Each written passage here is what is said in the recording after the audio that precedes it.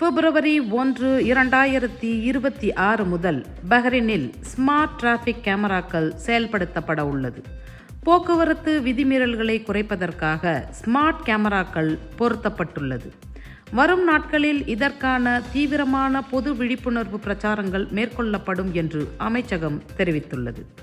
Smart கேமராக்களால் கண்டறியக்கூடிய முக்கிய விதிமீறல்கள்: வேக வரம்புகளை மீறுதல், சிவப்பு விளக்குகளை கடந்து செல்லுதல், அவசர வாகன பாதைகளை பயன்படுத்துதல், வாகனம் ஓட்டும்போது மொபைல் போன்களை பயன்படுத்துதல், சீட் பெல்ட் அணியாமல் இருத்தல், இடது பாதையில் மெதுவாக வாகனம் ஓட்டுதல் ஆகியவை அடங்கும்.